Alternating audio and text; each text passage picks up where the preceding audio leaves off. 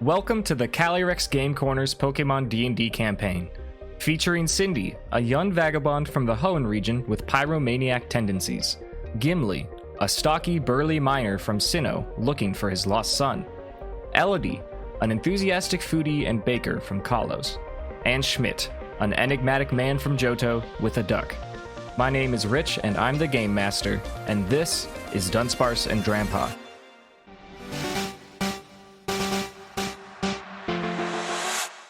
The last that we left the Packo, everyone decided that before continuing on their mission southwards, that they would all power up a little at the Rustboro City Gym. And up last but not least is Gimli. Gimli is on his own out in Rustboro City. It is mid-afternoon, probably like 4 p.m., early evening. Before he heads to the gym, does Gimli have any orders of business? I think it's a good idea to go to the shop and stock up before any gym challenge. Always be prepared. Okay. Just the general Pokemart of Rustboro City? I think so, yeah. Okay. Gimli approaches the classic-looking mart building, curious what kind of shopkeep might be running it. He enters and sees a fairly traditional shop, but as he opens the door, instead of a usual ding-dong that you get from, convenience stores and the like, there is the sound of what appears to be a fight bell. It's ding-ding-ding like a knockout bell. And he enters, and he is greeted by a shopkeep who is dressed in a martial arts uniform. And he says, "Welcome to Frey Mart. Enter the fray." And there's a little critter on the counter that is a beautiful orange and yellow color. It's got cutely circular cheeks, and it has kind of big hands for its body, and it stands up and it cheers and goes, and there's electricity that shoots out of its hands. And he says, "Let me know what you're looking for." Oh, the marketing's way better here. Frey is pleased by this comment. He says, "We're the best over at Frey Mart." You can't help but notice that one whole corner to your right of the store is sequestered to just be a boxing ring. I love that. That's very cool. What is Gimli looking for at the shop? Looking for healed items and held items mostly. Cool. Heal items, you have all your classic types of potions and revives at the usual prices that we have established that will remain consistent because they were inconsistent for a while. And there is a certain variety of held items, and you're welcome to roll a d20 to see what you see, unless you're looking for something specific. You're allowed to metagame a little if you like, because you don't know what the effect will be. I got a 16, so... Okay, yeah, as far as healing items, potions, you find them. What are you looking for battle items? If you don't have a specific one in mind, maybe are you looking for something offensive or defensive? Well, I already have like a rock incense for Trevor, and I plan on bringing Bean, Lasagna, and Brigalad. But Brigalad doesn't really have a good held item. Like, Bean has his signature Bone Club. Lasagna has a Lumberry currently on her. Right. But, Brigalad doesn't really have anything. So I'm hoping to get something that influences either its fighting move or grass move instead of like its standard like rock type moves. Okay, you want to buff up its coverage. I think so. Okay. I will present you with 3 different items. One truly offensive, one somewhat offensive, and one defensive. The first item that Gimli sees is a iconic looking red vest. It is labeled as an assault vest. And there's a description of sorts that suggests that a Pokemon wearing this is less susceptible to moves that are targeted via saving throws. However, they can only use offensive moves. They're still able to make checks and things, but they cannot use attacks that are not dealing damage. The next item that Gimli sees is a pinkish purple glowing sparkly orb. This is labeled as a life orb.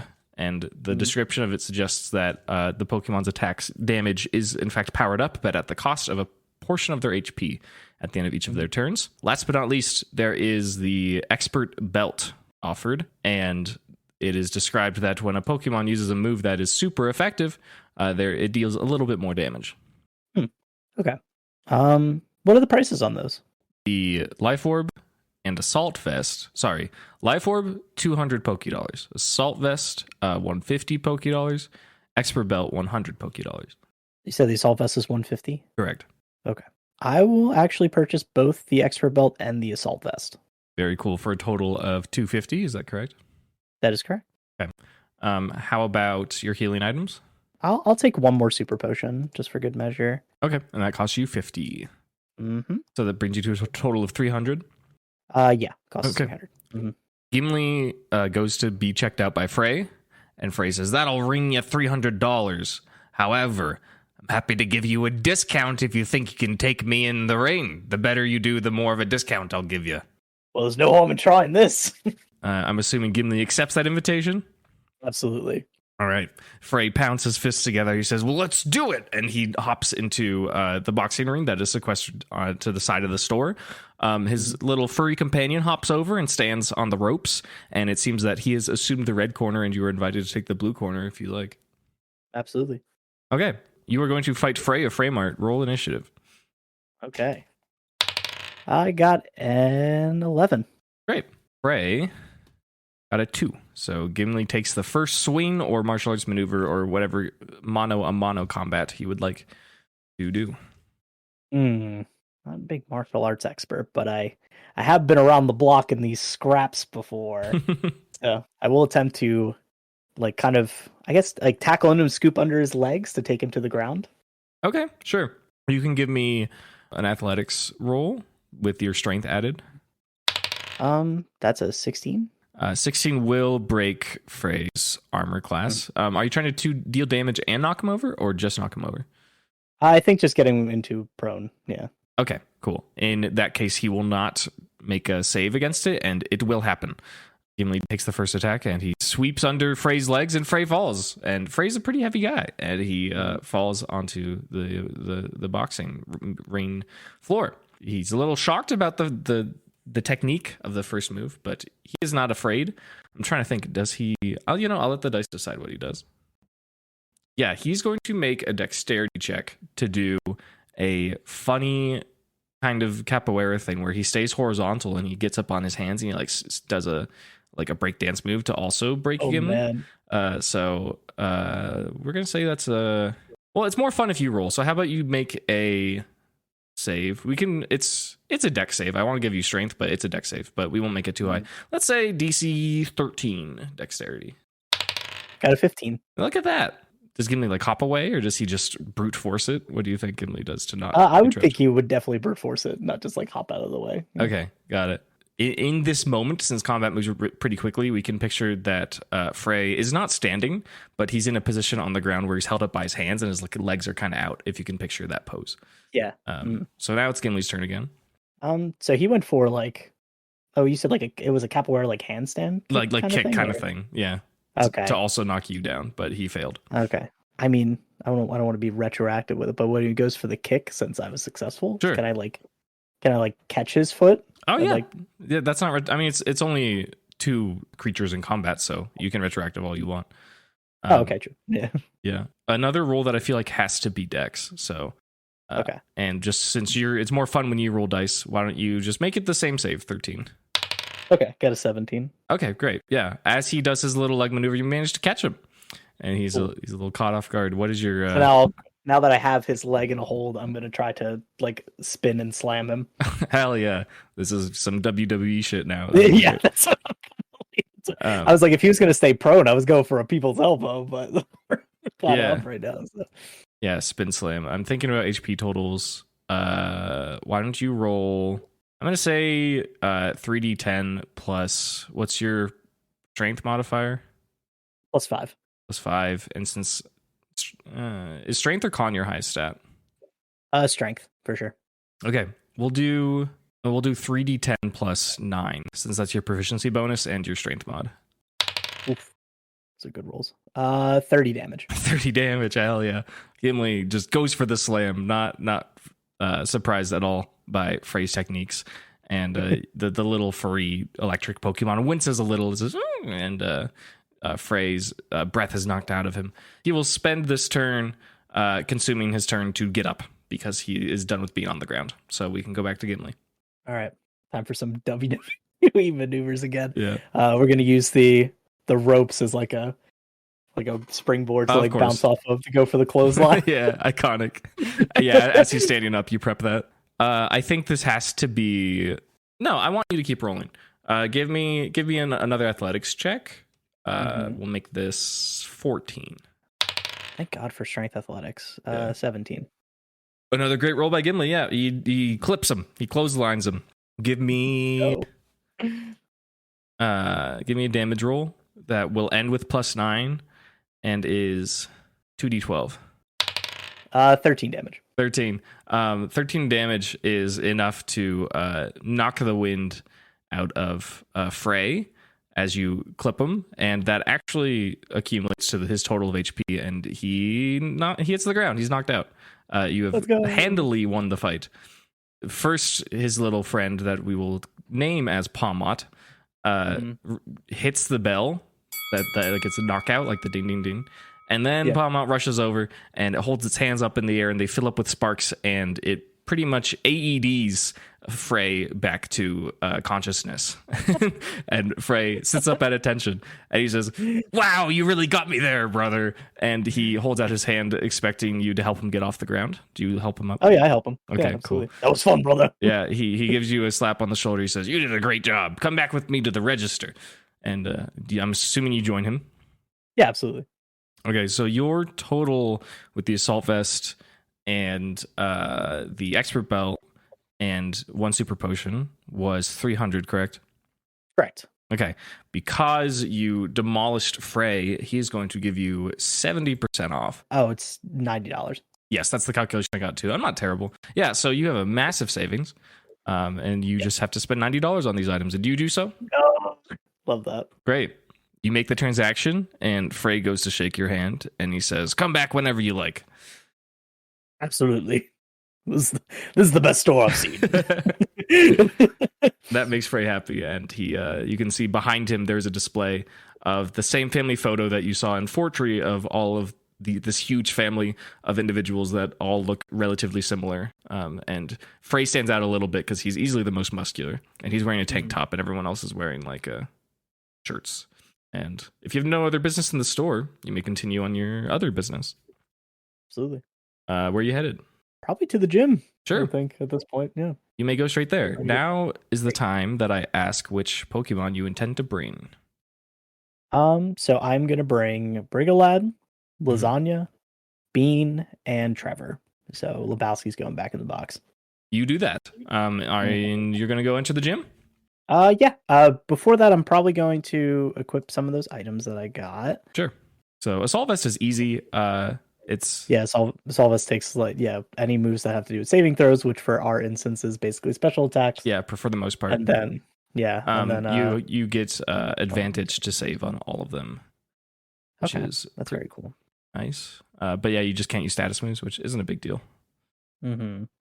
Expert Belt is funny. It adds 2 additional dice to super effective damage of a lower tier of dice. So your rolls are going to get kind of silly, but that's the best relative calculation I can get. So if your damage roll is like 48, you'll roll 48 plus 2d6s, which is that's reasonable. Yeah, that kind of complicated. I was looking at it and I was like, ooh.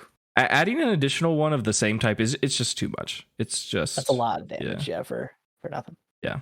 So I'll definitely get the Brigolad and I'll tie it around his head like it's like a headband belt. Yeah. So he has that going on. So he got a pseudo Wudo with a nice tough headband going on. Yeah. Nice. I think the Assault Vest might stay pocketed because my moves don't really support it at the moment. Okay. But I will keep that for later. I definitely wanted that because it'll come in handy later. Yeah, it's a cool item. Anything else with your items? Any shuffling around? I don't think so. I think everyone else has their stuff, so cool. Gimli goes to enter the gym. What he sees is not the usual room that you are greeted with when you enter a gym, which is like a security holding with a security guard. Instead, what he sees is a museum gift shop. There's not the usual waiting reception area. He sees a nice sterile kind of marbled floor, and there are a bunch of glass cabinets that have peculiar looking stones and gems and carvings and fossils and things that have been pulled up from the earth on display. It's pretty neat. And in front of him, he sees someone whose profession, as I'm teaching many players, I don't know if you are familiar, is a docent. That is like a museum associate helper. And they're wearing like a cutesy kind of somewhat academic looking outfit that has a name tag, and it says Sunny. And as you enter, you're the only one in there, and you're greeted by them, and they say, "Hello, I'm Sunny Biscuits. Welcome. Let me know if you have any questions." Of course. I mean, I'm also here for the gym challenge. Am I in the right place? You say gym challenge, and Sunny repeats it, and Sunny says gym challenge, and Sunny tugs at their docent uniform, and they rip it off. It breaks away, and then beneath them you see a more sporty trainer looking outfit with that is like a dark rocky color and cargo shorts, and just more something you'd see from a gym trainer. And Sunny says, "You're in the right place, and Sunny Biscuits, me, will be your first challenger." Oh, glad I figured out the password. Are you ready for your first challenge? I think so. Okay. For this gym, you will be utilizing 3 and only 3 of your Pokemon the whole time. So one of them will have to be benched, and you have to choose now. Okay. I definitely want Trevor and Brigolad. Okay. Question is, do I want Lasagna? Do I want Bean? I'll take Lasagna. Okay. Bean will be benched. Understood. Yes. As Sunny is prepared for you to take your first challenge, Sunny does not grab a Pokeball. Sunny instead hands you a piece of paper. And Sunny says, "If you'll look at the eastern wall of the gift shop, we have a very special fossil exhibit. And if you look at the paper that you've been given, you have a list of fossils and you have a list of Pokemon names." Sunny says, "Take all the time you need and match each fossil to the Pokemon that they become if they are revivified. There's no time limit. You just get back to me, and based on how many you get correct will determine the intensity of your first challenge." So I will reiterate out loud for clarity. The fossils in question in alphabetical order are Armor, Bird, Claw, Cover, Dino, Dome, Drake, Fish, Helix, Jaw, Old Amber, Plume, Root, Sail, and Skull. The Pokemon are Omanite, Kabuto, Aerodactyl, Lileep, Anorith, Cranidos, Shieldon, Tortuga, Archon, Tyrant, Amora, Draco, Arctozolt, and Vish. There's a total of 15 to match. Obviously, like if you get 1 wrong, you're going to get 2 wrong. So it's just how matching goes. And the last 4 Pokemon ones are like, you know, the geology, the archaeology, and the Galar region's like a little funny. So they might correspond to a specific Pokemon, but for all we know, this is the best we can do. The names are hodgepodge together. Right, of course. So right now I have Dome is Kabuto, Helix is Omanyte, Old Amber is Aerodactyl, Root is Lileep, Claw is Anorith, Cranidos is Skull. This is where they get harder. It's the later gen ones that have such forgettable names. Yeah, tricky. It looks like you're kind of going in generation order to match them. I'm just trying to do them in order. Okay, so you're on Shieldon right now, I think. Yeah, okay. I'm just gonna list them all out and start running through them because then I'll have to start to mix and match and narrow down. I feel like Shieldon's Jaw. I'm gonna go with that. Draco is Drake. Crazy. Vish is Fish. Oh yeah, Armor's right there. Oh wait, that's not Jaw. That's Armor then. For Shieldon, you're changing that? For Shieldon, yeah. That was like I just misread one of those. Like I was like fossils, bird. There's Armor right there. Yeah. Okay. Tyrant is Jaw. That's it. Dude, I can't even imagine what your Tuga looks like. I just like forget. Yeah. Do you know what animal it's based on? It's Gen 5 fossil. I know. That's why I don't remember them. Got it. I didn't play much Gen 5. I fear if I gave you too much info, it would give it away. So just make your best guess. Yeah. It's Gen 5 and it's paired with Archon, but you probably could have deducted that. Yeah, I think, yeah. I'm trying to remember Amora's like actual fossil name. Yeah, it's just a slippery slope getting 1 wrong because like then right, then it starts to snowball to everything else. Yeah, go with Sail for them because it was a fin. So if it was I mean mine was still a fin, so it's fine. Well, Archon I'll go with Bird because that just makes sense to do if I'm not sure. Okay, is this what you're locking in? Yes. Sorry for the back and forth kind of thing with these, but you're fine. Especially at the beginning, I was writing the fossils first, so I just switched it. Sunny reviews your quiz. And they say, and just for the sake that I haven't repeated it in an episode yet, I will do this. Sunny reviews and they say, okay, so Helix for Omanite, Dome for Kabuto, Old Amber for Aerodactyl, Root for Lileep, Claw for Anorith, Skull for Cranidos, Armor for Shieldon, Cover for Tortuga are all correct. Archon is actually the plume fossil. Jaw for... Jaw... I always messed that one up in school. Sunny kind of nods like, it's a hard one. Jaw is for Tyrant. Sail is for Amora.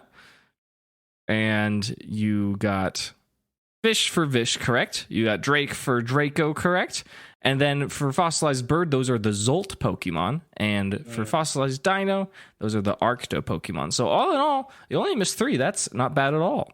I could have done better. My wife's going to be upset with me for not getting 100. That's correct. She is.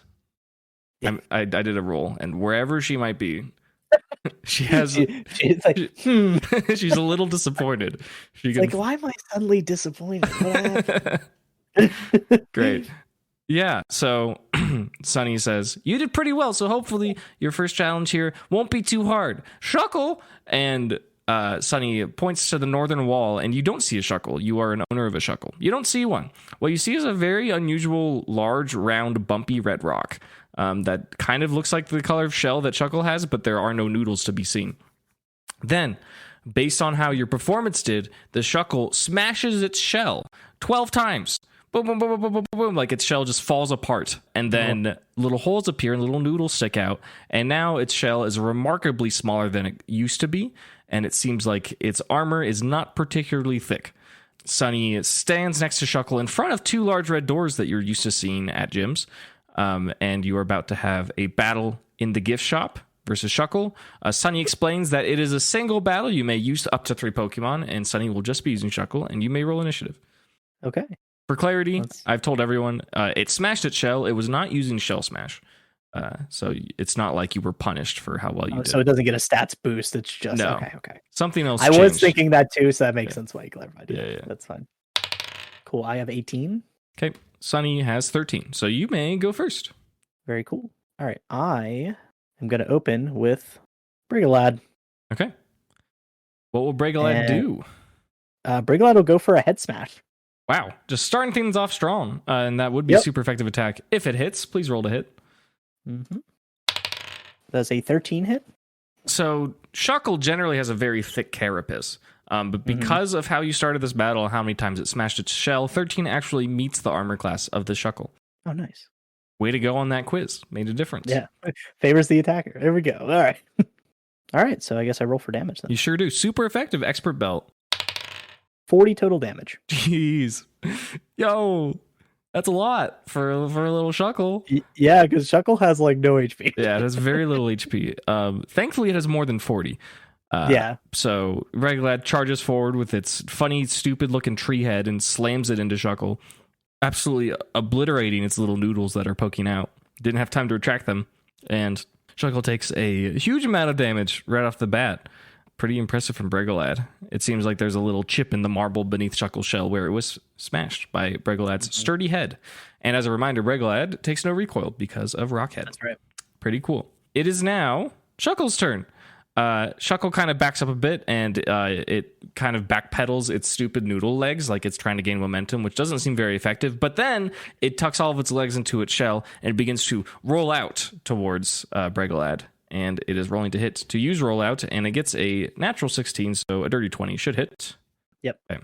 That does. For neutral damage, dealing solid 10 points of rock-type damage. After Shuckle connects, it kind of rolls away from Brigolad, and it continues to build momentum. It just keeps spinning in front of Sunny, and now Brigolad may roll again. I'm going to use Copycat. All right. So I will also roll out. Oh my gosh, that is so funny. I forgot that Brigolad can do that. Yeah. Let me calculate what your damage would be. So the rollout tech is that you double the dice for each consecutive hit, but it starts at 1, but it scales up to 16, which is kind of messed up. Oh geez. But that is given that you hit, right? You have to hit every shot. Yeah, of course. So give me a moment to make a calculation. It might just be the same damage, but I want to see. It is not. Based on Pseudo stats, you have one lower tier of dice, but a much higher bonus. You start at 1d8 plus 9 for rollout, with a plus 8 to hit. Okay. Which makes sense as a stab move. That's why it's the same as head smash. Right. I got the same roll. I got a 13. Okay, that will connect. Please roll 1d8 plus 9. 2d8 plus 9? One. Super effective. Oh, it is super effective. Sorry. 29 damage. Okay. Bregalad has managed to deal exactly Shuckle's HP total in damage, and Shuckle's out. A pretty quick battle. I really can't imagine how Bregalad rolled out. I cannot picture it in my head. I think it was like a log roll. A log roll, okay. Yeah, he just went sideways and just... There's just not very much momentum, but I mean, it's copycat. So. It was clearly effective. I don't know what you want me to say. I kind of picture that because... wait, what if he bent like he was like a wheel and he just That's grabbed what I was his own thinking. feet? He's like, it's higher. It's so dumb, but that's probably it. I don't know. Yeah, that's awesome. Bregalad is a silly guy. He's just a funny guy. Yeah. Sonny says, wow, that's the quickest I've had one of my battles end in a while. Hold on, let me get you some money. Sonny reaches into their pocket and gives you 23 Pokemon dollars. Okay. You may add that to your inventory. And just sprays a basic potion on Bregalad, and all their health is back. Very good. Sonny says, well, I hope the rest of your battles go as smoothly as this one, and opens the large red doors, and you are welcome to proceed. Okay, going through.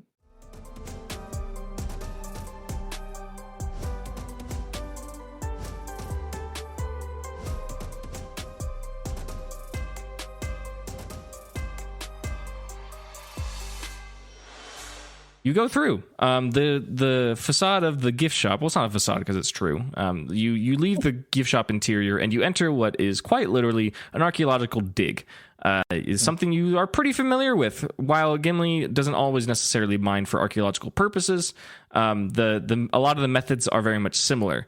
Just instead of as many brute force pickaxe marks, he sees little chisel marks and hammer marks, and there's actually a little bucket of tools, and there's like a little brush in there, which is something that Gimli's familiar with, but wouldn't normally be using very often compared to archaeologists. He descends down a slope where the sedimentary layers on either side of him are more and more clear. Gimli could probably determine with a good intelligence roll how old these layers are. And he sees like little gems and little fossils poking out every now and then.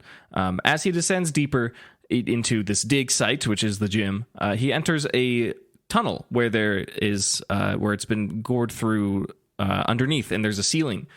Maybe to access some sort of rare material that was discovered there. And as he enters, it's true. It's full of gems. Little rubies and sapphires and emeralds are all over the walls. And he is greeted by a schoolboy, a plucky, short, perhaps middle schooler.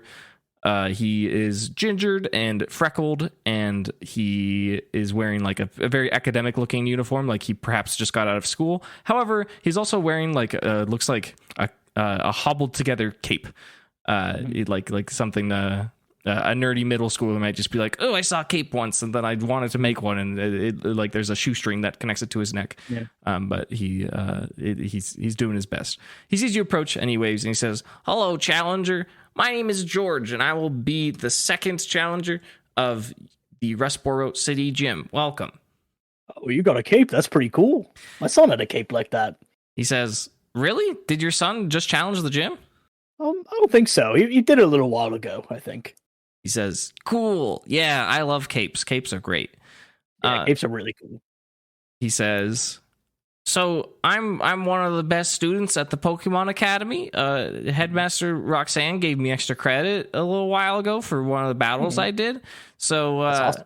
Thank you. We're going to have a battle, and you're going to review some of my school material, and based on how well you answer my quiz questions, will determine how hard your challenge becomes. Let me show you my partner. Come on out, buddy. And he throws a Pokeball, and what stands before you is a Pokemon that fits in very well with the scenery around you. It also looks to be sedimentary layered. It's bipedal. It has small little legs and a small little body and a small little head and big old arms. And it looks like it has a ridiculous cube-shaped, or not cube-shaped, but like a hat of sorts that is a series of cubes that form a pyramid. It looks like its body is largely made of salt. This gargantuan little salt monster we will refer to as Garganackle. George says, I'm just going to use my friend, and you can use up to 3 Pokemon in a single battle, whenever you're ready. Okay. It's like, am I going to really let Blinker just carry this gym? No shame. Let's say if it works, don't break it. Yeah. X really sad. I guess yeah, we'll go with Brigalout again. He's really putting in the work this time. So Okay. Open with Brigalout, and you can roll initiative. okay. I got an 8. Okay. George got a 10. So George will be going first. He holds out his hand and he kind of uses his other hand to throw the cape behind him so he looks cool, or he tries to look cool. It doesn't work very well. And he says, "You know what to do, buddy." And his friend goes "Arrgh," and lifts up its 3-fingered hand and crumbles its fingers together to generate little fine powders of its body and throws them at Brigalout, the Pseudo-Wudo. And Brigalout must make a DC 18 Constitution save. I did not. I got a what is that, a 5? Yeah. Okay. Yep. Yeah, pretty bad. That is a failure, which only impacts the damage in this situation. So Brigalout takes 19 points of rock-type damage. And Brigalout also feels like it's rocky, but don't tell him it's rocky. His tree body is being worn away gradually by a salt cure process. George looks excited. He says, "Okay, now it's your turn." And Brigalout gets to have an action. I will go for a wood hammer. Ooh, very cool. You may roll to hit on Garganackle. 23. 23 does in fact hit. This thing is a high armor class, but it's not that high. You may roll your damage with your expert belt and all that jazz. 38 damage. Nice. Solid hit. Brigalout walks up and slams into Garganackle with its false wood body that it manages to channel grass-type energy through to strike Garganackle for super effective damage for a pretty sizable hit. Despite its power and high damage amount, Garganackle seems not too bothered. Surprisingly less bothered than you would expect by this hit. This is a sturdy boy. George says, "All right, now it's our turn, and this is where it gets fun." So what George is going to do is that he's going to ask you questions that he goes over in school. Some of them will be based on in-game mechanics in the video games, and some of them are based on the campaign details, little memories about the campaign. Okay. You will have 30 seconds to answer. You will have to lock in an answer at the end of 30 seconds. And based on how you do, will determine how difficult your challenge is. Are you ready? Yep. Okay. First question. George asks, name the only rock-type mythical Pokemon. Diancie. Are you locking it in final answer? Yeah, I think so. Okay. George says, "You got that correct." And Garganackle kind of rubs its fingers together, and Brigalout takes 10 points of salt damage. And now it is Brigalout's turn. Do I have to roll perception to see how big Garganackle is for low kick for the sake of that damage? You don't have to, but I'm not going to tell you if you don't roll, if that makes sense. Like, okay. I will calculate the damage fairly.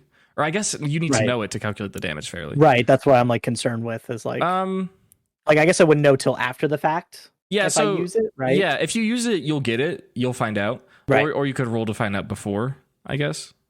Yeah, I think I'll just, but there's no harm in rolling a Sure. perception from Gimli. So. Yeah, we're going to say DC 15. 18. Great. Garganackle weighs 529 pounds. So we're doing like D&D size classes, right? Yes. I forgot what method we were doing for low kick. Well, it said an additional D10 when used against huge creatures, and then added an additional 2D10 against gargantuan creatures. Okay. So it seems like he would I don't think he's considered huge because he's not huge. Right. He's heavy, but his size is actually medium. He is not 10 feet tall, so he's 7 feet tall, but he's not super big. So So based on calculation, what does that give you for low kick? It's still just a 1d10 based on calculation. It's basic. I guess it's a coverage move. Yeah, that's fair. Yeah. And you still have Woodhammer anyways, so. Yeah, I'll still be doing Woodhammer, but I was just looking. I was like, I could look into low kick. Okay. Yeah, we'll go for the Woodhammer again. Okay. Does an 18 hit? It does. That does in fact hit. This time we are hitting for 30 damage. 30 points. Another really sizable, really good hit for the Woodhammer, as once again smashing into the salt creature. Dealing pretty good damage. These are high damage rolls, and it might look like Garganackle's starting to not enjoy what's happening to it. But it's standing strong. It's a sturdy boy. George prepares to ask you another question. Are you ready? Yeah. George asks, Name one of the only 2 Pokemon regions that does not currently feature a Rock-type specialist as a gym leader, Island Kahuna, or Elite Four member. There are 2 of them. You only need to name one. You can start now. I only need to name one, you said? Yeah, one of 2 regions that does not feature a Rock-type specialist. Johto. Johto, you're going to lock that in? Yes. Yes, you are correct. The other answer was Unova, correct. Yep. Paldea could be a trip up. However, yeah. Time used to be a gym leader, and Time uses rock types. That was a tricky one. Very good. George kind of stomps his foot on the ground. He says, dang it! And you got another question right, and Bregalad will take 10 points of Salt Cure damage. It's now your turn again. Can I do something more fun than just hitting with Woodhammer and racing this guy to the bottom? You can miss with Woodhammer. That'd be good. Well, that's a little harder. I guess. Also, what's your Woodhammer PP at? It's not a lot for that move. Has he been using Salt Cure? No, he's basically just doing the added effect. So would the last move used be my last move? What do you mean? Well, for the sake of copycat, yes, specifically correct. says execute the last move used by a creature. Oh, no. It says the target in range. I can still use Salt Cure then. Based on it, because it was the last move he used. Yeah, it's not on the field. It's the last move that Pokemon used. Correct. It would be Salt Cure. Yeah, and I pick a target and copy it. All right, well, I'm going to copycat a Salt Cure. Okay, great. He's going to make a DC 18 Constitution save. Mm-hmm. And fails. So, once again, give me a moment to see what I want this damage to be. Somehow Sudowoodo throwing salt. For Sudowoodo, this is going to be 2d8 plus 4. Sudowoodo throwing salt isn't the weirdest thing that's happened in this challenge, let me tell you. Mm-hmm. Okay, that is 14 damage. Okay. 14 points of damage from the initial Salt Cure. And now, Garganacl has been salted. Very nice. This is not like the in-game Salt Cure doesn't do more damage to Steel or Water types. This is a special version of Salt Cure. So, as it stands, it will do 10 damage each turn, unless you decide to do something interesting that Elodie may or may not have figured out. It is now George's turn, and George asks, all right, we're going to get you this time. You're a little too smart for us, but this one's tricky. Are you ready? Yeah. Okay. This is more of like a real-life kind of question. Okay. Geologically speaking, one of each of the following gemstone groupings should be categorized with the other group. I'll say that again. One of each of the following gemstones that are in a grouping should be categorized with the other group. You're going to be swapping one of these from a geologic sense. The groups are gold, silver, and crystal. The other group is diamond, pearl, and platinum. Platinum and crystal. You locking that in? Yes. You are correct. George says, no, that's a hard one. And Bregalad takes 10 points of Salt Cure damage. It's now Bregalad's turn. I want to ask my opponent a quiz question to see how much damage he takes from Salt Cure. Okay, is that allowed? That may or may not be exactly what Elodie did. Not to spoil that for you, but Iron Grace used Mimic and started quizzing. So I was like, wait, I'm taking less Salt Cure damage because I'm answering these questions. Yeah. Yeah. What can I ask him? Over the table, you will be asking me. I will not do any Googling. But okay. I had to ask you trivia questions. Yep. Fun. Okay. Let me see.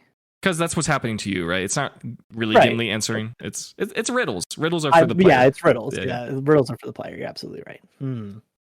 I want to ask him, can you name me 3 badges, the names of the badges from the Sinnoh region? George says, why Sinnoh? I don't know anything about Sinnoh. And that's me saying that. I don't know anything about Sinnoh. I knew it'd be Sinnoh. Yeah. I was like, I'm from Sinnoh, so I know these badges. Of course. I'm just gonna. I have to think about the gym leaders real quick first. Okay, I'm gonna guess Byron's is the iron badge because that just makes sense.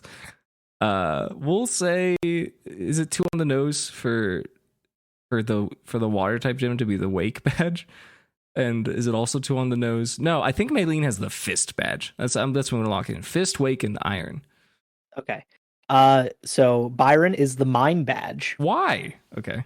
Because he's a miner. Yeah, that's fine. Okay, go on. I don't know why this one, but Crasher Wakes is the Fen badge. What is Fen? That's what I'm saying. That's not fair. And Okay. Maylene, you had a good thought process with it. It's the Cobble badge. That sounds like a rock type badge, though. I know. God. I was Okay. thinking it's like I guess it's like clobbering.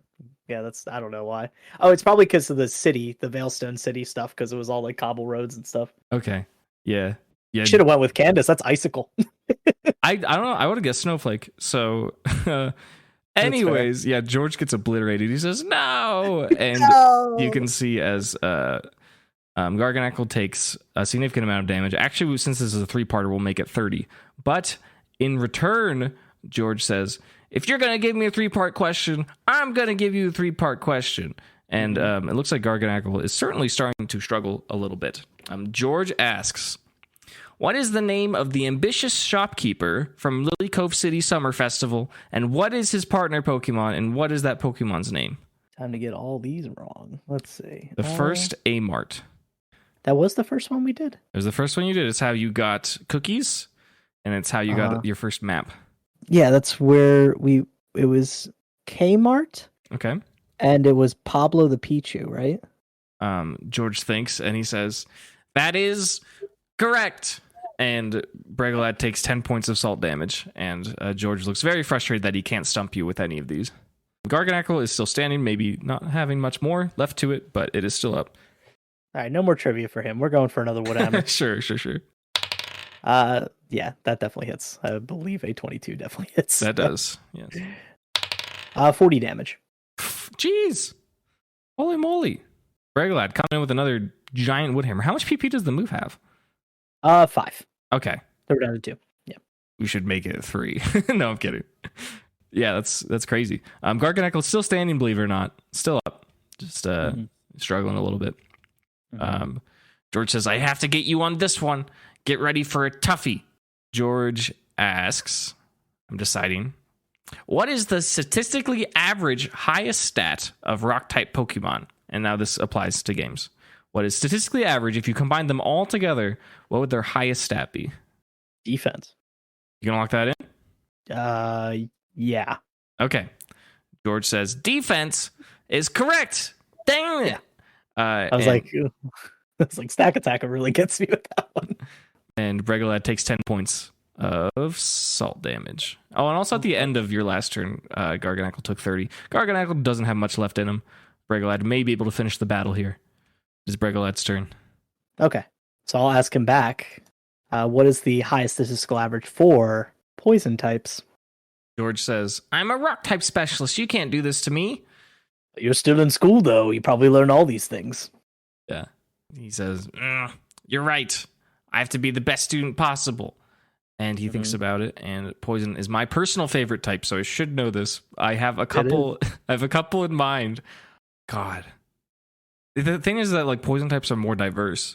Thinking about ask you a poison type question. Here I am thinking about my pals like Weezing and Skuntank and Dragalge, and I'm going to wager that it's special defense. That is correct. No way. That's it? Yeah. Let's go. Yes.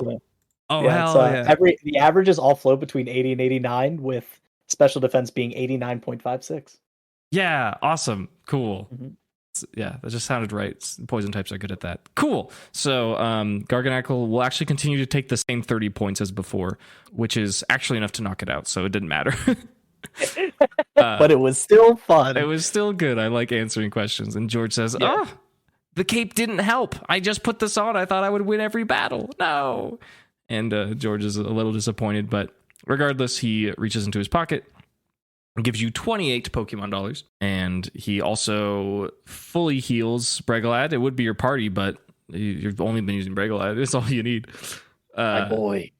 And he says, man, I haven't been beaten that hard in a long time. Okay. Just for fun. Just decorate a better cape and you'll get him next time. George says, true. Thank you, sir. And he gives you a little sign of respect, like a little bow.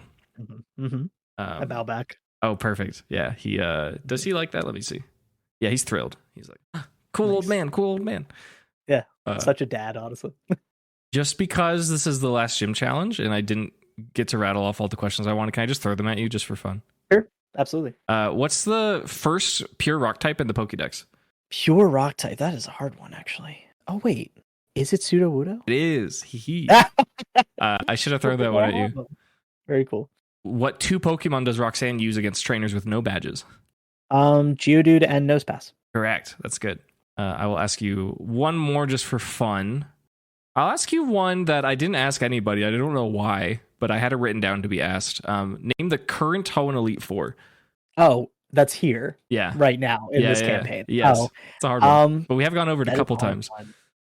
We have. Phoebe is definitely in there. Mm-hmm. Wally. Correct. Oh my god. What is her? Oh my god, why am I forgetting her name? The old is it Fiona? What are you what thinking? The fire gym leader lady. Yeah. Her name's Flannery. Flannery, that's what it was. Yeah. Like I knew who she is. I could literally see her face. I couldn't put a name to it. Yeah. And it's someone else who's a veteran of that. I'm trying to remember who it is. Because I don't think it was a new person. Because I remember it being Wally, Flannery, and Phoebe. And who else is left? They've been involved in the Elite Four before. Yeah, that's why I know that's the case. Yeah. I'm trying to remember who the hell is in the Elite Four. Because there's... Oh my god, who's the dark guy? No, that's not him. He's not in there still. Is he? He's so forgettable. Sydney? Is Sydney? Yeah. Sydney is not it. Okay. Because it's not... No, it can't be still Wallace. Is it Wallace? No. It's not Wallace, but you're on the right track. Right. Is it Juan still? No. Juan's not in there. Juan's still the gym leader. Uh-huh. It's a very powerful Hoenn trainer. Right. Historically. Drake? No, Drake is old as hell. Yeah. only freaking Wallace would still be doing gym leader stuff because he's a nut job. He has ties to Rustboro City, if that helps. Does that help? And in the game, you meet him in Dewford. It is Steven Stone. Oh, it is Stevens. Oh, he's just an Elite Four guy. Okay. Yeah. Yeah, because May is the champion. Yeah, so he stuck around. Okay, that makes sense. Well, of course, it's Steven Stone. Why would it not be? I was like, can't be Steven. It's got to be another guy. Like, no, it's Steven. It's Steven. Buffoon. Okay. Yeah. All right. One more just for fun. I just want to know if you know it. One more. The rock type is tied with another type for the most weaknesses without a secondary typing. What type has the same number of weaknesses? Schmidt got this wrong. Did he? He rushed it. Rock is weak to ground, water, grass, fighting, and is that it? Yes. In ground, water, grass, fighting. In Gen 1. But there was a new type added. And steel. Yep. Yeah, and steel. Yeah. So that's 5 weaknesses. So then what type has 5 weaknesses? 2 come to mind. Yep. Either flying or bug. Okay. Because I know poison's a great defensive type, and that's why we use it so much. So even though poison's terrible offensive typing, except in the fairies. The bug is weak to rock, fire, flying. Actually, is there anything else? I don't think so. Actually, bug is fine defensively. It's just the flying type mixed with it sucks. Correct. So flying is weak to ice, electric, rock. They're actually fine too. Yeah, it's their combination that's bad. But Schmidt guessed ice, and he was wrong. Yeah, ice is definitely not. Ice is 4 weaknesses. Yeah, they're just common, which is why it feels so bad. Yeah, that's why it feels so terrible. Yeah, 5 weaknesses is insanity. They've had 5 since Gen 1. It's not like a new type was added. That's crazy. Yeah, that's actually insane. It just happens to be a type that pairs really well with other types, so you don't see it very often. Right, you don't see it very often. If you pair it with poison, you lose 2 of the weaknesses, and you get a whole bunch of resistances. So it's probably grass, right? It is grass, yeah. Yeah, I was thinking it was grass. I just couldn't remember everything grass was weak to. No one remembers because we got shit like Ferrothorn and like Amoonguss, and it's like they're tanks. Like they're not weak to things, but it's because they have secondary types that are so good. Yeah, because the secondary types balance them out. So it's weak to fire, flying, bug, ice, and God, what's the last one? The last one gets poison. Covered. Yep, it's poison. Yep. Yeah, okay. That's often, and that's why it gets covered by the grass poison. That's so common with it. Yeah, that makes sense. That's so funny. Yeah, that's why grass is such a bad actual type until you like switch into it. yeah, it's so ironic that it's like so crazy amounts of weaknesses, and it's still like used so heavily defensively because of its other properties. Well, yeah, and its resistances are great. Electric, grass, ground, and water are all like really, really good. So yeah. That's enough quizzing for you. I just thought we would do that just because I felt like this is the last time I get to ask these questions. So cool. Yep. George gives you money. He heals Sudowoodo. Are you ready for your final battle? Absolutely. Okay. Gimli, in classic Gimli fashion, charging through the gym at full speed. And he exits the tunnel, and the slope begins to ascend. It begins to go upwards. And he sees himself in a solidly cut out archaeological site that has a battle pitch. He turns to his right, and he sees a big old mold of a Pokemon, a rock-type Pokemon that looks to be some sort of sea barnacle that looks like a flower. He looks to his left, and he sees a fossil cast of a Pokemon with a large, flat, angled head and scythes for arms. He looks straight ahead, and impressed into the distant wall is the fossil of what appears to be a dragon Pokemon. He looks at the center of the battle pitch, and there's a woman there. She is in her mid-20s. She's dressed very properly, like she has a professional job, not only as a gym leader, but perhaps as some sort of academic person. She's wearing a gray dress. She has a big bow in her hair, and she's reading a book. And she sees you approach, and she closes her book, and she turns to face you, and she says, "Welcome to the Rustboro City Gym. My name is Roxanne. I'm the headmaster of the Pokemon Academy and the gym leader here, and I'm, well, ready to accept your challenge." Okay. She asks, "How many badges do you have, Challenger?" Oh, crap. What do we have? 3? Yeah. You have 3 currently. Yeah. She says, "Very well. If you defeat me in this battle, you'll be able to carry 1 additional active Pokemon in your party within the Hoenn region. Do you believe you can beat me?" I'm going to try.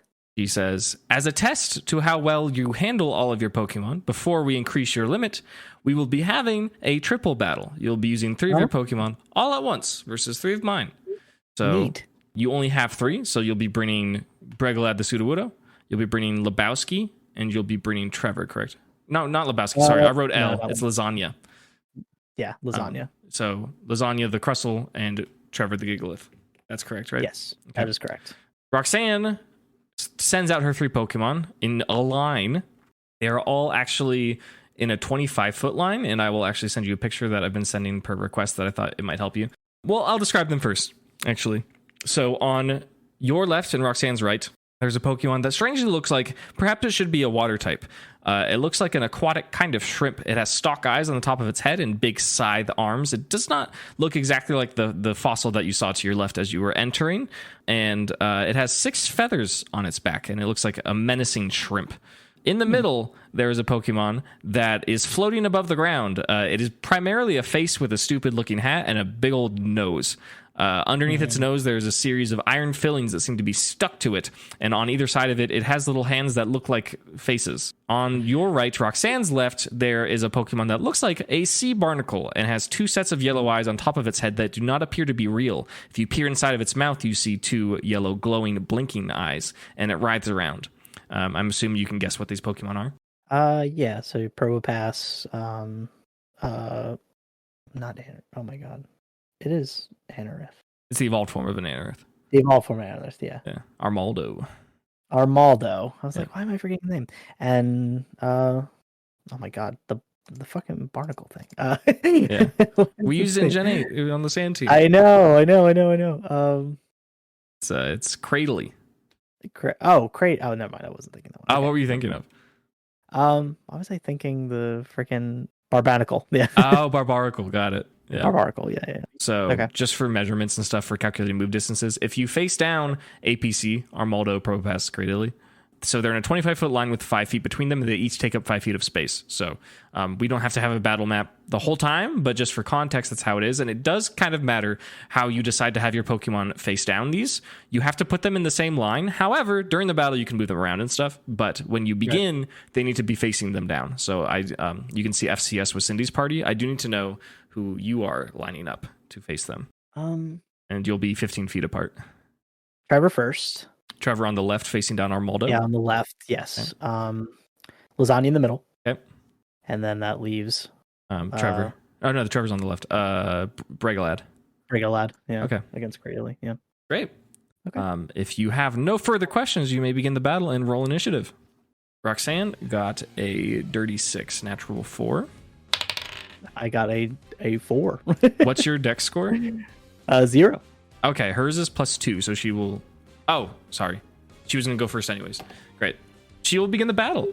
I hope you're ready. Armaldo's going to go first. Armaldo faces down its closest opponent, which happens to be Trevor. It charges forward and stabs into Trevor's body with a Fury Cutter, rolling to hit. I have a 19 should hit. It does, yes. Okay. Rolling for bug type damage. I believe rock does not resist bug, correct? That is incorrect. Oh, No, it does resist bug. Okay. Yes. I will adjust accordingly. Still wants to use Fury Cutter. And this is its min roll for this move. 10 damage. Wow, that's still really strong. 10 points of not very effective bug type damage into Trevor. It has moved forward and is now right in front of Trevor. It's in melee distance. Probopass. Let's see. What does it want here? Probopass looks at Bregalad very keenly, very intently, and it focuses very hard, and you can swear that you can almost see a reticule appear in its eyes. And that is all that it does. It looks at Bregalad. Cradilly, good old Cradilly, big fan of Cradilly, looks at Lasagna and fires off a sinister ray from within its mouth. This is in fact a confuse ray, and this is a roll to hit move. And it gets a 17 to hit. 18, that does not hit. Oh, so close. Lasagna is unbothered. Its crab brain is just too big to be confused at this moment. So true. That is Roxanne's turn. So I'm going to use... Do I have to go like in order of the line? No, you can do whatever you want. Okay, I was just making sure for like, I don't know if there was like a weird triple battle rule. That's like, I'm thinking of something different. We do have a triple battle rule, and it's that the trainer basically makes no actions, but because this is a league battle, it like doesn't really matter. It's fine, yeah, that's irrelevant. Yeah. So everyone gets an action and a bonus action, all the usual good stuff, and movement. Yeah. Okay, so I'm going to use Brigalad to pick up Trevor. Okay. And drop him in between Cradilly and Probopass. And as Trevor comes down, Trevor? Lasagna. What did I say? With psychic powers. You said Bregalad. Oh, well, that's dumb. Yeah, I wanted Lasagna. I was like, I'm not sure Bregalad is strong enough. Yeah, I don't think so. So yeah, to drop him in, and we're gonna use that to like enhance the incoming earthquake that's coming down next. Fun. Yeah. Okay, that will consume Lasagna's action, as long that's as you. Fine. Okay. Oh, well, and then Trevor's obviously gonna earthquake on the way in, like fall down, use that impact to power up the earthquake. Okay, it will succeed. I want to see how we can have a Lasagna. I mean, the technique will succeed. We still have to. Well, the earthquake's a save, right?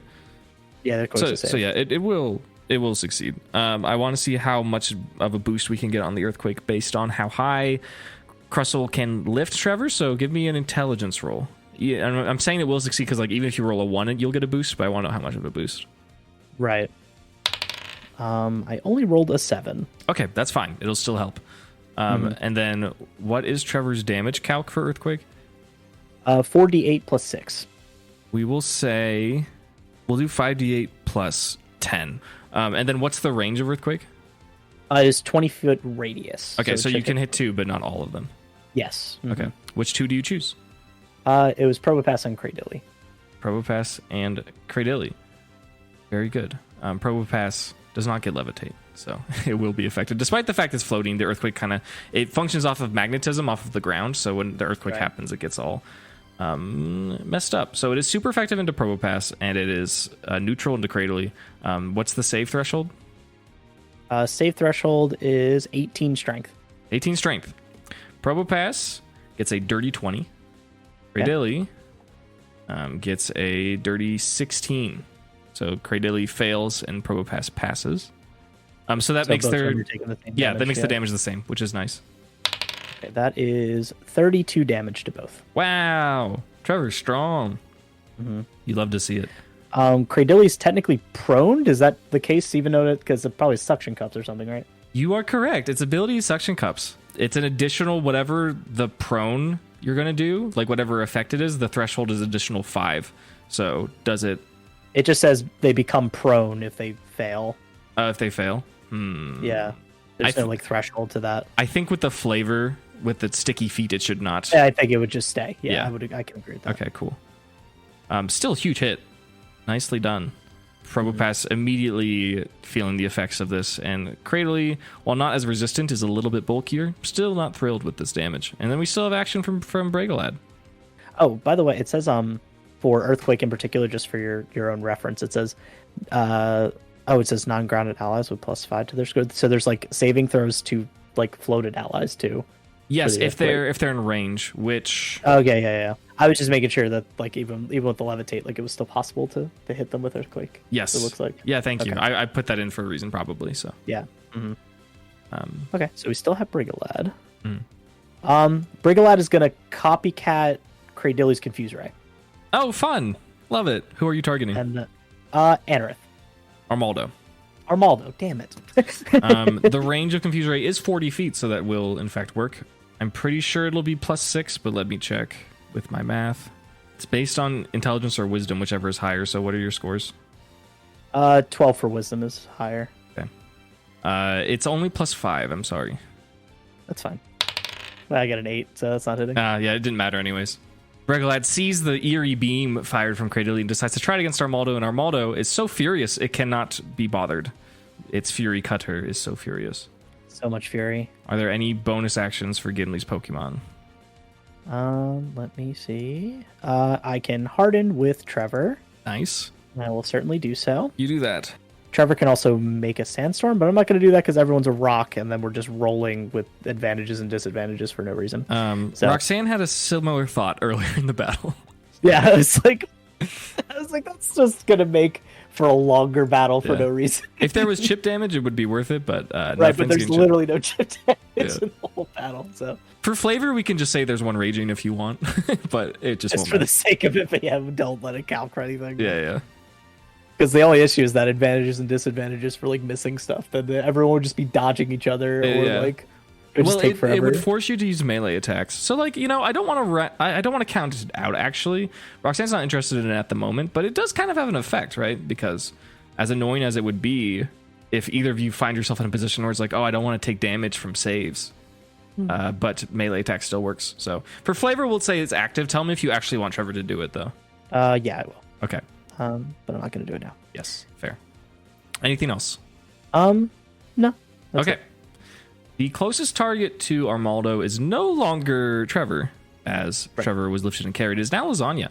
Armaldo will turn their attention to Lasagna and strike with another Fury Cutter with red rage in his eyes. That's a natural 17 with the attack bonus. That's well into the 20s. That should hit. What is the 20s? 26. Okay, that does hit. Okay. Is Lasagna's AC 20? No, Lasagna's AC is 18, but I have withdrawal. Oh, cool. So that's relevant. That is I can relevant. activate that. Yeah. Good to know. Rolling neutral damage, I believe. No, you're 3 types. Is Bug still resisted? Is Transcendent Prison considered a type? I included it in your. It says it gets int, it gets stab on psychic moves and a number of psychic abilities, but it doesn't say it inherits the psychic type. Whatever I wrote on the bottom of your sheet is what I intended. I think it is legitimately 3 types defensively. So it says vulnerable to. Yeah, it defensively it has psychic typing because it's weak to ghost. Okay, yeah, I do see that. Yep, absolutely. Okay, great. So, this is my first try at making a 3-typed Pokemon. Should be interesting. Anyways, neutral damage from Fury Cutter. Armaldo's rage is growing. Can he get another max roll like he did before? No, but it is still a good roll. 20 points of damage this time around. Okay. As Armaldo strikes with another furious claw, and it becomes more and more enraged. This shrimp is all about stabbing. This is all the shrimp knows. Anyways. Probopass in the middle was staring down Brigolad earlier, and it focuses its attention once more, and it shakes the earth beneath Brigolad with an earth power. It does not roll to hit because it locked on. Rolling for super effective ground type damage from Roxanne's ace Pokemon, dealing as chunky couple max rolls in there, 47 points of ground type damage, as Brigolad is subject to an earth power. Cradilly, who is rooted in place and doesn't have particularly good aim with its ranged moves, while Trevor is right in front of it, fires off a close range energy ball into Trevor. This is a roll to hit. Gets a natural 1. That will fail. That's great. Energy ball, we'll say, strikes Trevor's carapace and just does not penetrate. It just disperses because Trevor is so powerful. That is it for Roxanne's turn. Some high damage, but also a failure kind of bounces it out. Yeah, it bounces out. Do note that Armaldo is becoming increasingly more powerful. Absolutely. Very scary. Big, spooky guy. So Trevor is going to use Mountain's Call as a free action. Fun. Describe that real quick. So Mountain's Call, Trevor taps into his primordial rock abilities. designed to protect the native people of Hoenn from invaders and colonizers. So Trevor roars, compelling all Pokemon within 60 feet to attack him as long as, if they fail a DC 18 Strength save. Nice. I will roll for them all now, just so we know.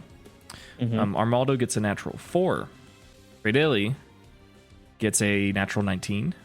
And Probopass gets a natural 10. So all but Cradily fail. And Cradily may just attack Trevor anyways. So yeah, I know. It's like right there anyway. So that's the free action. And then I'm going to, of course, do my Iron Defense Hardened combo with Trevor. How much does that increase your ability to take damage? So my AC from Iron Defense goes up by 6, and I resist all damage. If it's super effective, it's neutral. And then Harden reduces all damage by 1d8 plus 3 when I take the hit. So I'll just roll that when I take the hit. Yeah, so I'm a big tanky boy right now. Yeah, that's fantastic.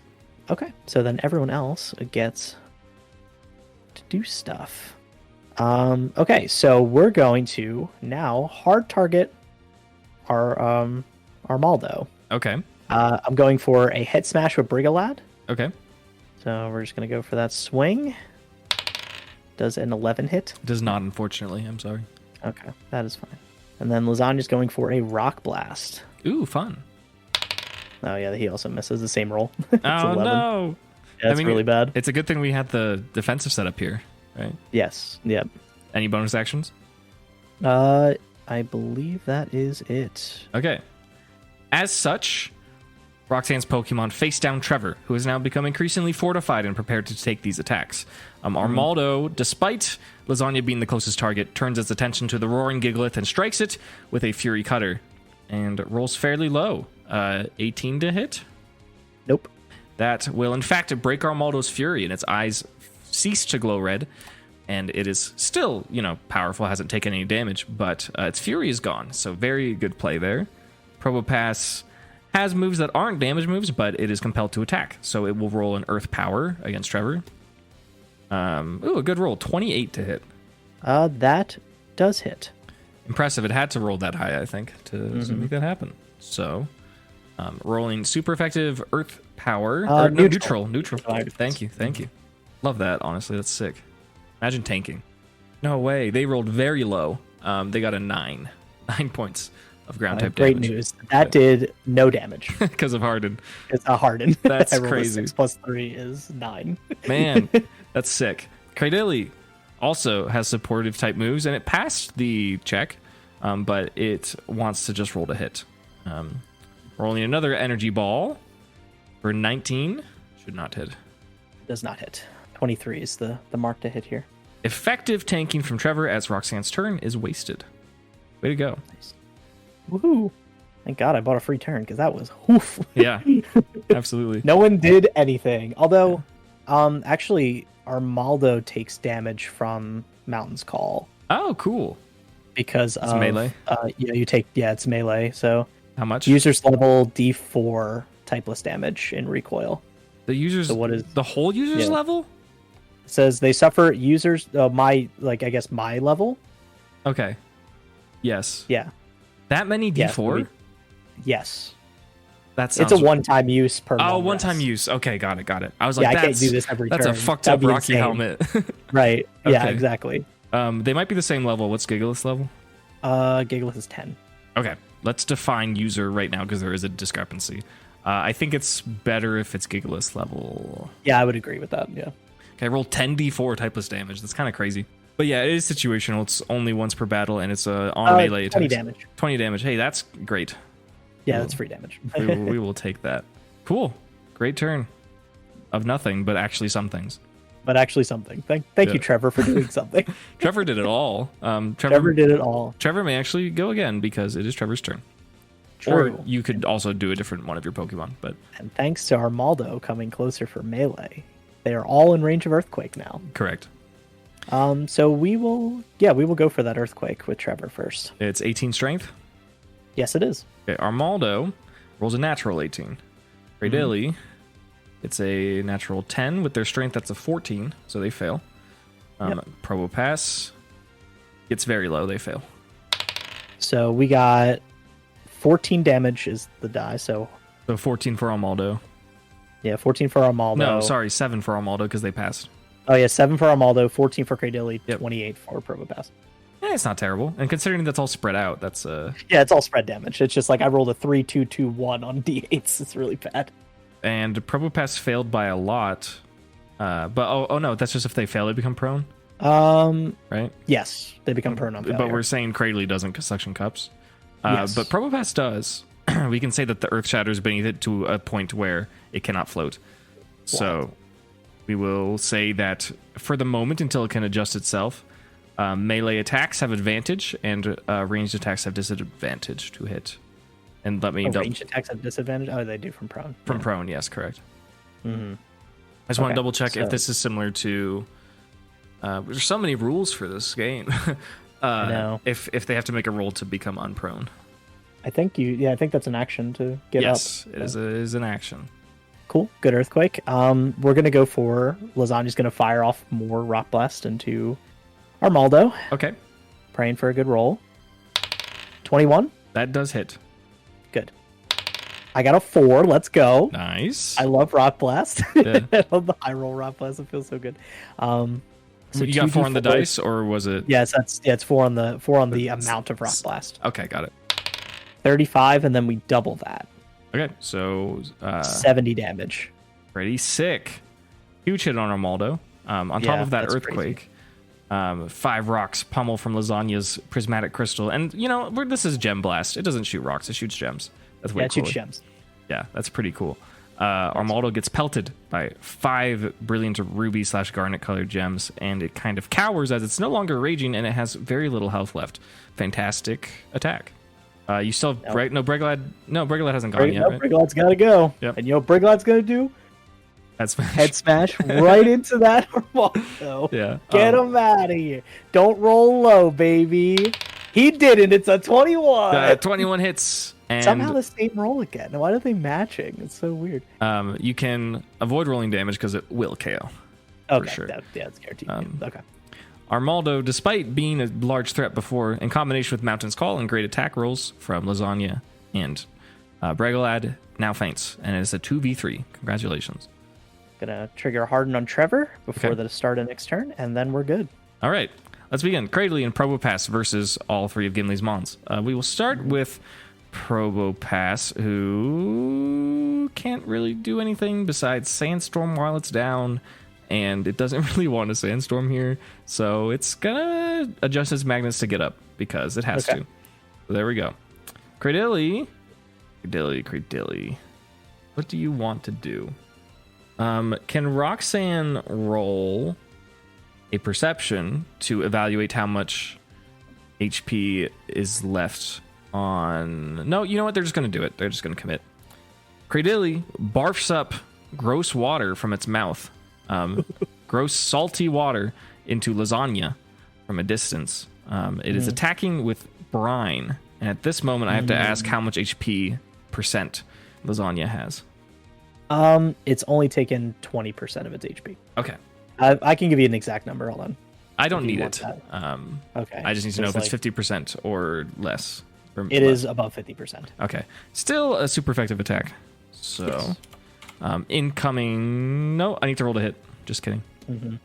21.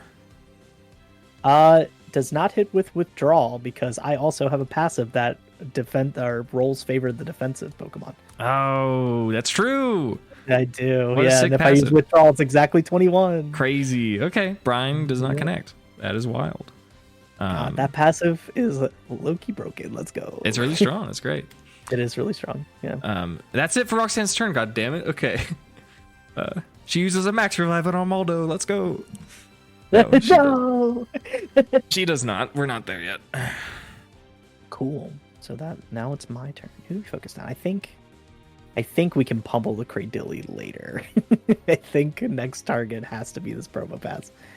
It is swinging with Earth powers. We're just gonna go for an Earthquake anyway with Trevor, so it's fine. So yeah, still DC 18 strength for both. Probopass gets a natural 18. Cradilli gets a natural 3. Okay, so same damage. Same damage. Yep. Yeah. That's a lot better. That is 30 damage for both. Excellent. Let's They currently have a try- very similar HP total. Interesting. It's 1 point off from each other. Wild, actually. Yeah. We use a. Their Probopass gotta be pretty big. It look can't it be up? that big. Yeah, I was like, I'm how going to look it tall up for is- myself and then Yeah, we will I was like, how determine. tall is probably because I it's so ambiguously big or small. It is. Gimli could tell just by looking at it, it's smaller than Garganackle. Oh, okay, yeah, it is small. 4'7". Okay, so yeah. What a he's guy. really- He's a little guy. He is a little guy. It's just like I never know if he's big or not. yeah. He's just got a lot of features, Yeah. and he just seems so big. Like he's a larger than life guy. Yeah. Oh, stupid. Brigalad's gonna use copycat on Cradilly for Brine. Ooh. Hee-hee. And you've confirmed that Cradilly doesn't have Storm Drain, so that's Exactly. that's I know smart. it is suction cups. That's pretty good. Okay, yeah. Now sure. do I have to target Cradilly with its move? I would say no. Okay. Used by the creature using your own ability score, levels, bonus action. Say yeah, okay. Okay. So I'm gonna use Brine from Cradilly to target the Probopass. Does a 17 hit Probopass? It does not by 1 point. Damn. Okay. Sorry about that. That would have been fun. Okay. Yeah. Still cool Very though. cool. Great It's attempt. very cool. And then I think, yeah, Lasagna still has a move. I'm going to use Future Sight. Okay. I'm going to target Cradilly, and we're just going to chill on that. Okay. Can you read the description real quick? So for Future Sight, you choose a target within range, and you may action to channel an attack. I can fire this attack off as a free action anytime until the next 3 rounds, as soon as it's my turn in initiative. Great. Just choose to pop it. Yeah.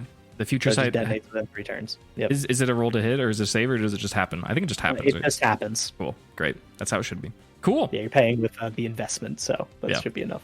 Nice. I like it. Anything Mm-hmm. else? That is all of my turns, barring a Harden from Trevor. Great.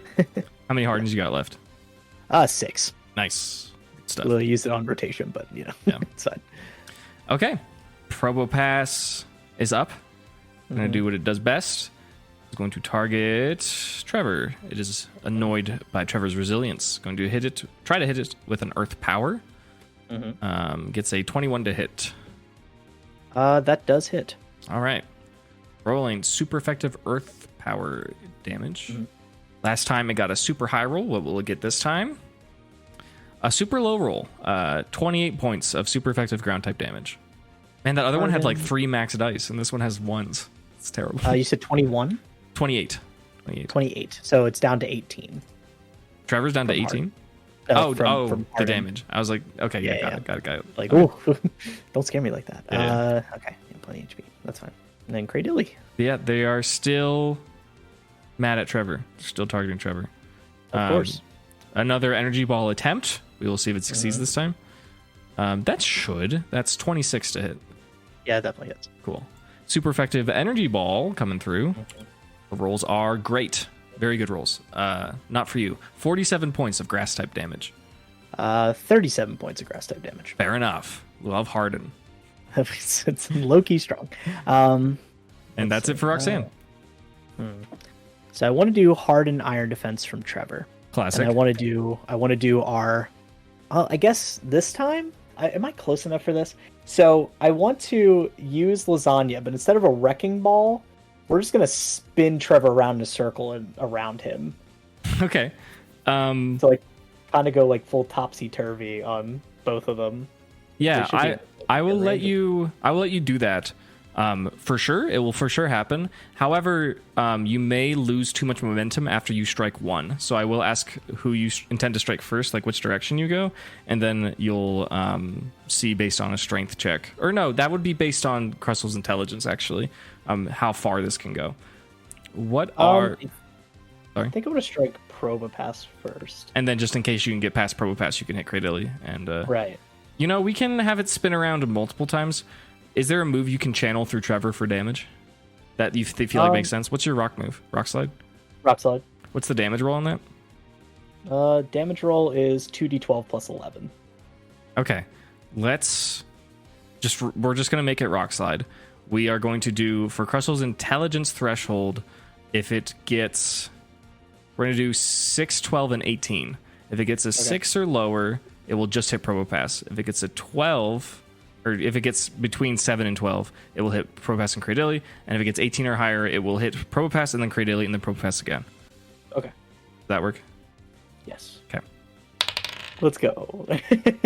Lasagna with intelligence got a dirty 20. Nice. So yeah, it'll hit Probopass twice and Cradily once. You could just roll neutral damage for Probopass with Rock Slide then, because it's like it's not resisted. Yeah. Oh, okay, yeah. Well, so we'll just roll the normal damage for both. Okay. Yeah, that makes it easy. But flavor-wise, it's very cooler. Cool. Yeah. It is super cool. And I get Iron Defense up for free. That's pretty cool. Okay, that's 28 damage for both. Love it. Fantastic. What a sick maneuver, as Crustle uses its immense psychic power stored in its shell to levitate Gigalith off of the ground, spin it around like a wrecking ball, slowly losing momentum as it bumps into Probopass, bumps into Cradily, and bumps Probopass yet again. It's funny to look at because these are two very sturdy rock-type Pokemon, and as it strikes Probopass, it kind of like floats away and then floats back into position, but it gets struck back. And when it hits Cradily, it's like a bobblehead. It's like rattles around like you just flicked like a door stopper. That's really funny. They have basically the same HP. They're both still standing. Anything else for Gimli's turn? We're going to use... I'm a big fan of this move today. What were the last moves used? It was Energy Ball, Earth Power, and Energy Ball. Yeah. So we're going to copycat the Earth Power and use it on Probopass. Cool. Love it. I crit. Oh my god.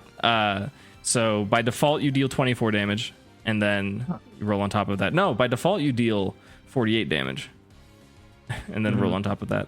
You're targeting Probopass? Yes. Your damage roll does not matter. The 48 damage from the crit. It just does. Okay. Yeah, that's sick. Yeah. So cool. Bregalad looks at the Probopass and is like, I know what you just did. I can do that. Oh, I can do that. And summons a quaking earth beneath Probopass that just shatters its magnetism completely, falls to the ground, all the iron fillings fall out of its nose, and its many noses on its side collapse, and Probopass is knocked out. It is just Cradily standing. Pretty neat. That is neat. Anything else? That is all of my moves. Okay, Future Sight still hanging out in the aether. Yes. Okay. Cradily needs to make some big boy plays here. Cradily doesn't have many more options. Cradily doesn't like all the shenanigans that Crustle's been doing, so we'll target it with a Confuse Ray. 21 for the Confuse Ray. Withdrawal does not hit. No! Cradily, you tried your best. Okay, it's Gimli's turn. That's all Cradily can do. Okay. All right. We're just gonna go super hard on it. You want some more Crustle shenanigans? We're just gonna pick up Trevor and drop him right on top of Cradily. All right, fair. You can treat your damage roll as well. We want to boost the damage if it's a good enough drop. So roll an intelligence. I'll just come up with something that seems right.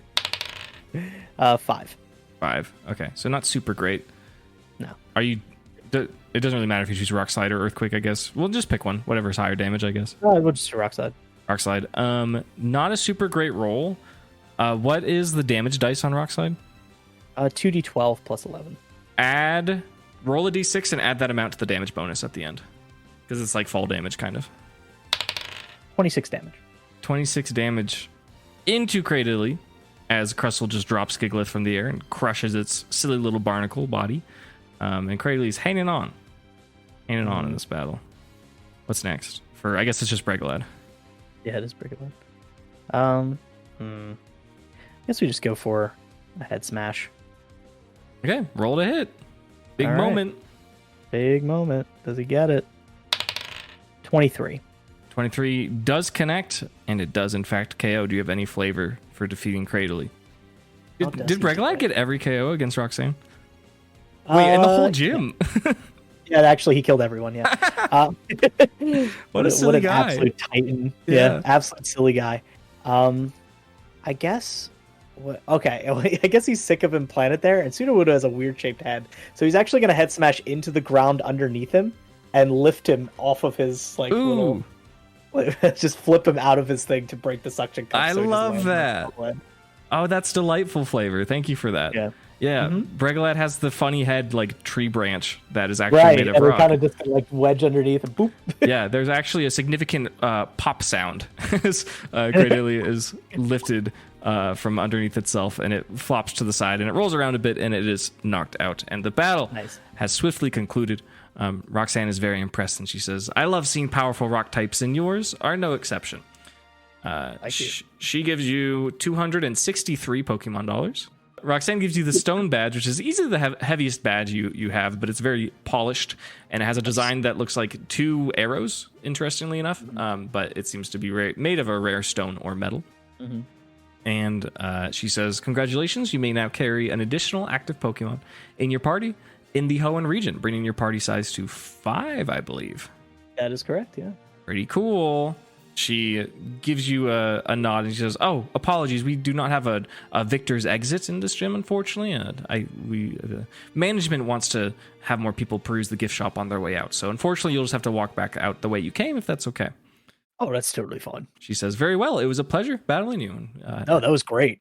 She says, "Very well," and she turns back to her book and she just kind of ignores you. And you're welcome to leave. Great. All right. Turns out she's a nerd. What a nerd. Yeah, you walk back through the tunnel where you battled Garganacl and George, and you find yourself at the red doors that you can open from the other side, and you're back in the gift shop. Sunny Biscuits is there, and Sunny says, "How'd it go?" I think really well. I got a badge. Sunny says, "Congrats, Roxanne's tough. You did great." Thank you. Yeah, my tree friend here was really powerful, so. Sunny says, "Yeah, tell me about it." Well, feel free to browse the gift shop and let me know if you need anything. Absolutely.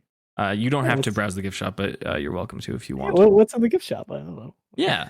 So there's some like...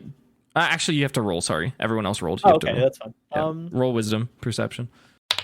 With perception, that's an 8. 8. Not particularly good, but you see some things. Yeah. You see that there are a number of the fossils that you saw that are actually for sale.